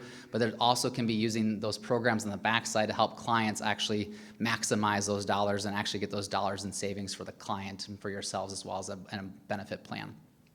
The other two programs are patient assistance programs and manufacturer assistance programs. By carving specialty out of a benefit plan, we can then access those programs and sometimes get free drug for the member, and then again, it's free for the plan. It doesn't cost the plan anything because it's now going through those programs instead. So, that Stelara, that was $26,000, $0 is pretty cool, right? So if you can access that and use those programs, you can get some significant savings pretty quick across a wide range of drugs. The last one is international pharmacy. Again, another solution out there in the marketplace that we can access those drugs, get them from tier 1 countries like Canada, UK, New Zealand, Australia, and again, source those medications in a little bit cheaper. There's two examples here real quick for you. One is Cosentyx, getting that sourced internationally, can save about $4,500. And then Kesimpta, you can save about $8,000 plus on that one as well. So again, good solutions to kind of, take care of those costs, and that's on a per claims, right? So if you've got to get that every single month, that really adds up from a savings perspective. The other big thing there to always take in mind and into account, right, is working with a PBM, hopefully that's looking at the rebates as well. There is drugs that sometimes if you're sourcing internationally, it looks like they're actually cheaper, but you're actually losing money because there was maybe a rebate through the PBM on the backside. So something to kind of make sure you're always kind of keeping a mind on, and your broker consultant can help you with that as well. The last couple things here real quick on specialty medications is really just, again, keeping in mind what that member experience is too, right? So even though it is only 1 or 2% of your employees, we want to make sure that they're getting a good experience, they're worked through that channel, and again, those care advocates, that care nursing navigation can help with that process, and again, a lot of these vendors and partners in these spaces can help with getting those patients to those right drugs and making it a much more streamlined approach, because it is disruption, it's different, right? They're not able to go to the Walgreens or the CVS or whatever down the street. They have to, do a little bit different, right? It has to be sourced internationally, so it has to come through the mail, some extra process there. So having a good resource and a good team from that standpoint is very important. One of the things I always look at as well, and I don't know if most of you guys are familiar with NPS scores or not, but NPS scores is a net promoter score. Essentially, it's a customer satisfaction score if the PBM is doing what they're supposed to be doing. And this is a big challenge in the industry right now for PBMs. NPS score has been diving downward in the wrong direction. So as an industry, the NPS for PBMs is actually a 6. Most of the big 3 are driving that, so your Express Scripts, your CVS, and your Optum. You can find a lot of other good, small, mid-sized PBMs that have way better customer service and have NPS scores in the 60s and 70s and even up into the 90s. And so having, again, those resources on the backside as a PBM to help your patients and your members, your employees, work through those different channels can be super important from that member experience standpoint. The last thing is always just good things to have your members have access to from a resource perspective, and always educating your employees. Price check. Make sure you're being good stewards and looking at what the cost of those medications are. A lot of PBMs now will have resources like a mobile app or a website where they can go to and they can price check their medications, and they kind of see what the costs are from multiple different pharmacies, or again, also look at what a mail order option would be if that's something that they are interested in that from a maintenance medication standpoint. Here's a couple quick examples, right? Simple drugs, rosuvastatin. Rosuvastatin is a generic Crestor. Again, if a patient went to CVS or went to Cub Foods in Minneapolis, there's a pretty significant difference there that they can save a little money. And then same thing too, like down in Cedar Rapids, Iowa, price checking a lisinopril, again, blood pressure medication. They can save about $74 on that one because that's a 90-day supply. So just good things to kind of educate your members on, simple ways sometimes to save some money on the small stuff, but it all adds up in the end of the day. So, and that's all I had.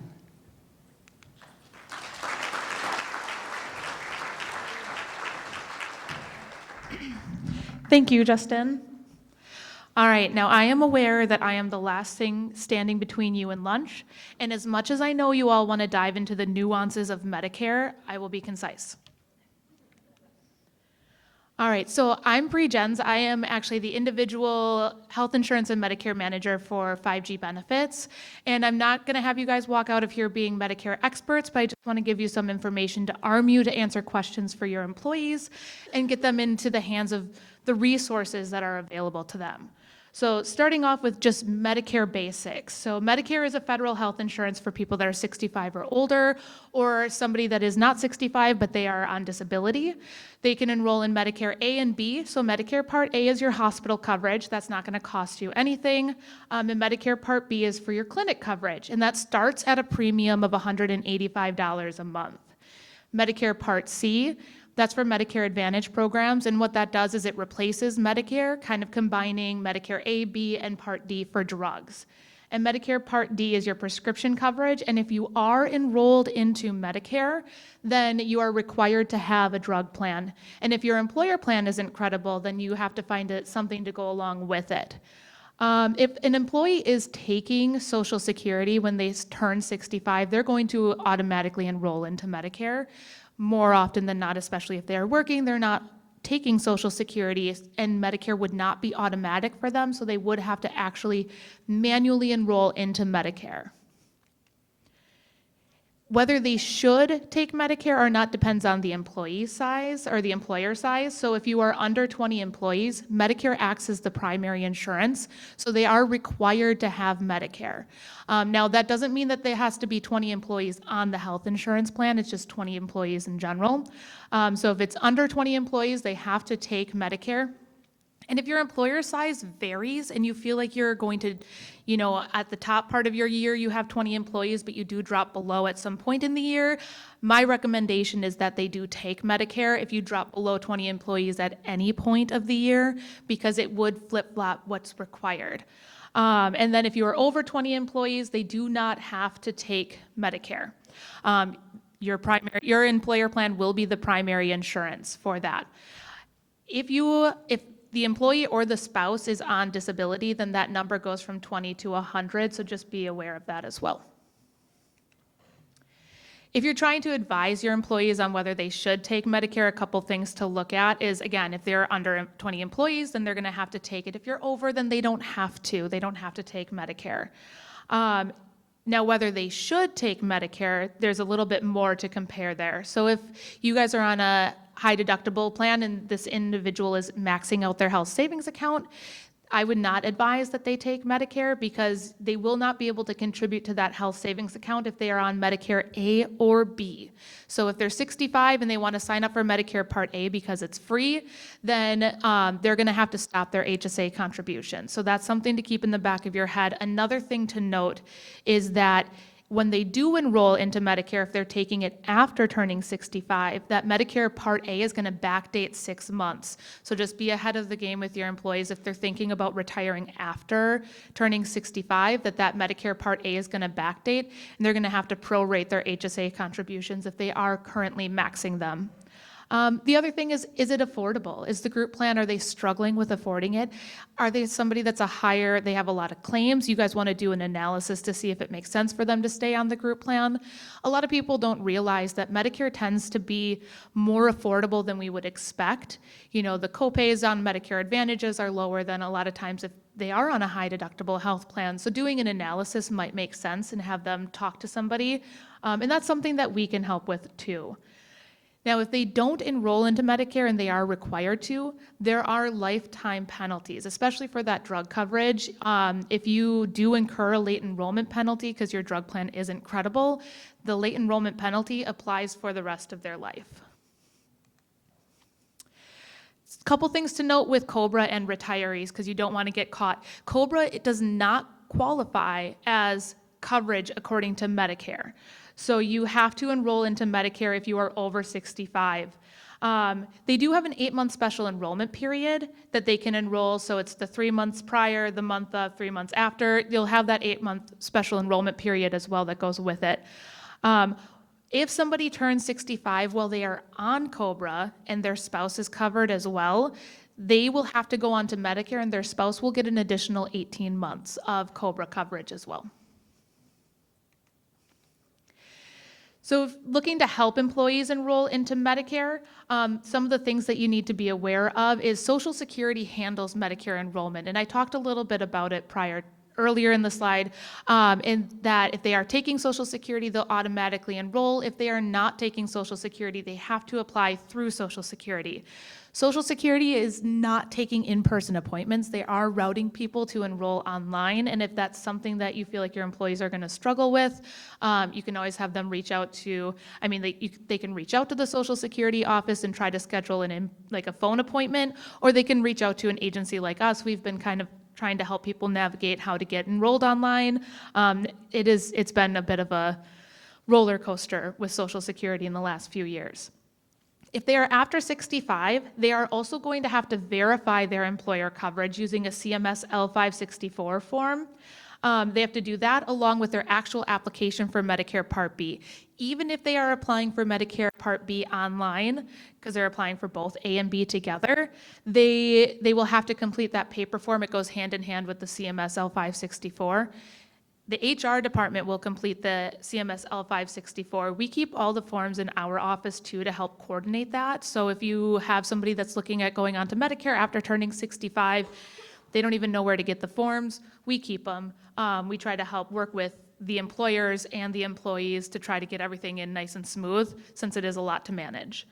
And then the CMS L564 does also give the special enrollment to enroll outside of the general enrollment period as well. So you want to have that form with the 40B, which is the application for Part B, notating the exact month that you want that coverage to start and notating when the coverage would end. Another note about the CMS L564 is it asks when coverage started, and they're not asking about the current plan that you have. They're asking about when the employee started insurance with your company. So I do have that come through a lot where it'll say January 1 of 2025, but they turned 65 5 years ago. They want to know that they had employer coverage the entire time they had turned 65.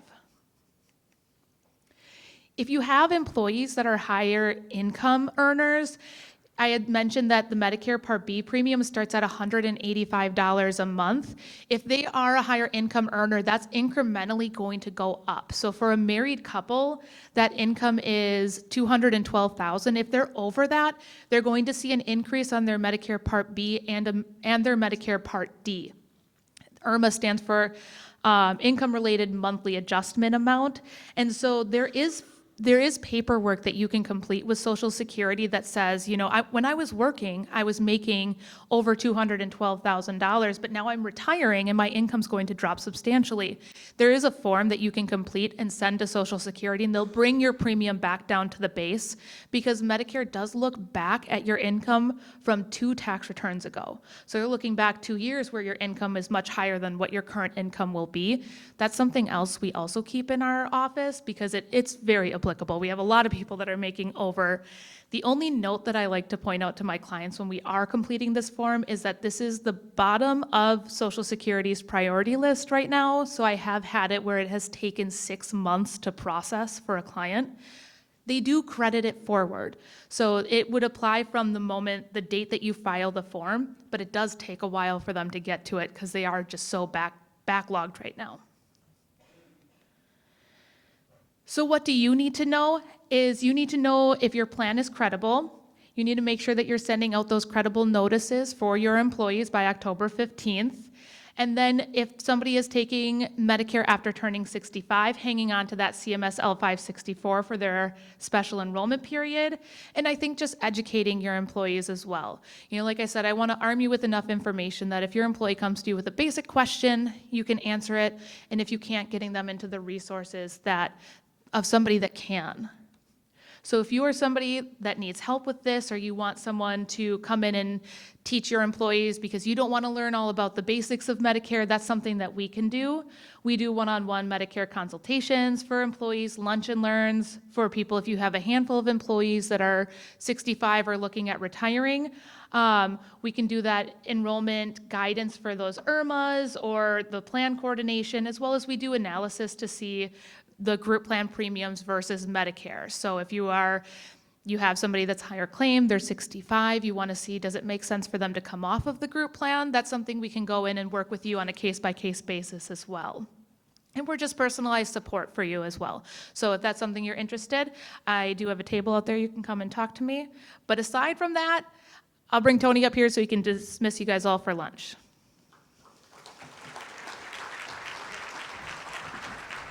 Awesome. All right, at this time, we're going to go start releasing tables for lunch. After you exit the main doors in the back of the room, you'll see the lunch buffet set up. Grab yourself a plate and a drink, and enjoy your lunch on the north balcony overlooking the atrium floor. Please use also this time to visit our sponsor booths and look at our private viewing suite of Lambeau Field. So the viewing suite is just on the other side of the escalators. Any questions, our 5G staff will wearing the bright green lanyards. We'll restart at 1 p.m. to start the second half. Thank you very much.